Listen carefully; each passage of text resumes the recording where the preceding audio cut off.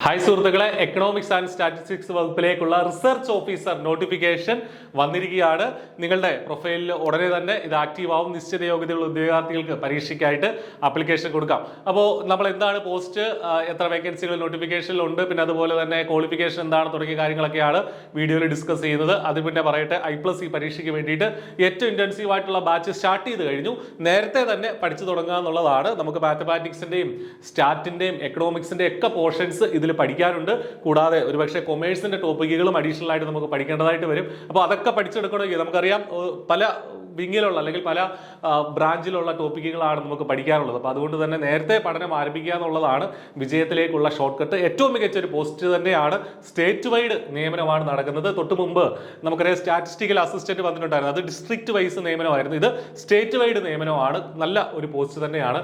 അപ്പോൾ category number 414/2025 എന്നുള്ളതാണ് category number ഇപ്പോൾ വന്നിട്ടുള്ളത്. എക്കണോമിക്സ് ആൻഡ് സ്റ്റാറ്റിസ്റ്റിക്സ് വകുപ്പിലേക്കാണ് നിയമനം കിട്ടുന്നത്. പോസ്റ്റിന്റെ പേര് റിസർച്ച് ഓഫീസർ എന്നുള്ളതാണ്. സാലറി സ്കെയിൽ ശ്രദ്ധിക്കുക.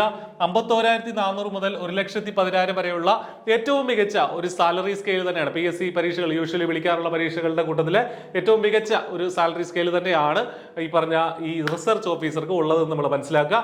നമ്പർ ഓഫ് വേക്കൻസീസ് സ്പെസിഫൈ ചെയ്തിട്ടില്ല, ആന്റിസിപ്പേറ്റഡ് ആണ്. കാരണം ആ കഴിഞ്ഞ റാങ്ക് ലിസ്റ്റ് എക്സ്പയർഡ് ആയിട്ടില്ല. 2026 ജൂലൈയോടുകൂടിയാണ് കഴിഞ്ഞ റാങ്ക് ലിസ്റ്റ് എക്സ്പയർഡ് ആവുക. അപ്പോൾ ആ ഒരു റാങ്ക് ലിസ്റ്റ് എക്സ്പയർഡ് ആകുമ്പോഴത്തേന് പുതിയ പരീക്ഷ നടത്തി പുതിയ റാങ്ക് ലിസ്റ്റ് വരേണ്ടതായിട്ടുണ്ട്. അപ്പോൾ നമുക്ക് പരീക്ഷ അടുത്ത വർഷം ഒരു പകുതിയോടുകൂടിയെങ്കിലും പ്രതീക്ഷിക്കാം.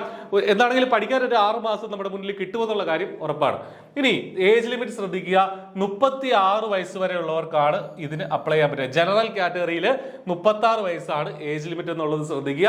ഒൺലി കാൻഡിഡേറ്റ്സ് ബോൺ ബിറ്റ്വീൻ 2/1/1989, അതായത് ഈ ഒരു തീയതി ഉൾപ്പെടെ 1989 ജനുവരി 2 ആ തീയതി ഉൾപ്പെടെ അല്ലെങ്കിൽ അതിനുശേഷം ജനിച്ചവർക്കാണ് ഈ ഒരു പരീക്ഷയ്ക്ക് വേണ്ടിയിട്ട് അപ്ലൈ ചെയ്യാനായിട്ട് സാധിക്കുക. റിസർവേഷൻ ഉണ്ടെങ്കിൽ OBC ആണെങ്കിൽ SC/ST ആണെങ്കിൽ അതനുസരിച്ചുള്ള ഏജ് റിലാക്സേഷൻ നിങ്ങൾക്ക് യൂഷ്വലി കിട്ടുകയും ചെയ്യും. അപ്പോൾ ആ കാര്യങ്ങൾ ശ്രദ്ധിക്കുക.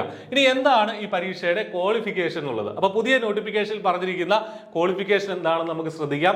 പോസ്റ്റ് ഗ്രാജുവേറ്റ് ഡിഗ്രി, അതായത് PG വേണം, PG MSc വേണം, PG വേണം. ഏത് വിഷയത്തിൽ?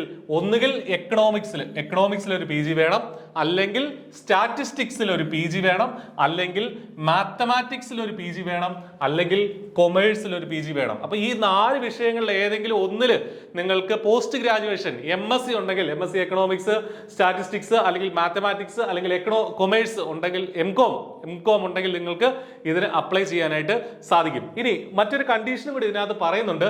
ഇൻ കേസ് ഓഫ് മാത്തമാറ്റിക്സ് ആണ് നിങ്ങളുടെ PG എങ്കിൽ, അതായത് നിങ്ങൾ MSc മാത്തമാറ്റിക്സ് പഠിച്ച ആളാണെങ്കിൽ സ്റ്റാറ്റിസ്റ്റിക്സ് ഒരു സബ്ജക്റ്റ് ആയിരിക്കണം. അറ്റ്ലീസ്റ്റ് ഇൻ ബാച്ചിലേഴ്സ് ഡിഗ്രി, അതായത് ഡിഗ്രി തലത്തിലെങ്കിലും നിങ്ങൾ സ്റ്റാറ്റ് പഠിച്ചിട്ടുണ്ടാവണം, ഒരു വിഷയമായിട്ട് പഠിച്ചിട്ടുണ്ടാവണം. മാത്തമാറ്റിക്സ് ആണെങ്കിൽ ഒരു ക്ലോസും കൂടെ ഉണ്ട്.